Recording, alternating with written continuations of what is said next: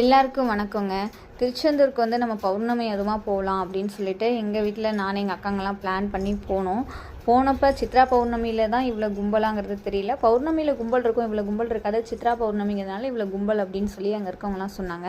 ஏன்னா கடற்கரையில் மணல் தெரியல, வெறும் மக்கள் கூட்டம் தான் அவ்வளோ இருந்துச்சு.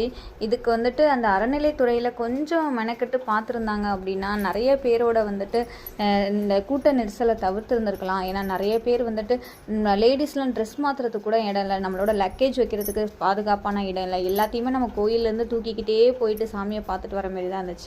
அந்த அளவுக்கு ஒரு நெரிசல் இருந்துச்சு. ஏன்னா நம்ம கடவுளை பார்க்க வரோம், ரொம்ப தூரத்துலேருந்து வரோம், கரெக்டான ப்ராப்பரான இது இல்லாமல் இருந்தால் லேடிஸ்க்கெலாம் ரொம்ப கஷ்டம் இல்லையா? ஸோ இந்த தடவை கோயிலுக்கு போனப்போ அந்த கஷ்டத்தை நாங்கள் அனுபவித்தோம்.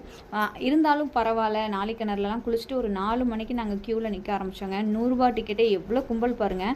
4 மணிக்கு நிற்க ஆரம்பித்து நாங்கள் 10 மணிக்கு தான் உள்ள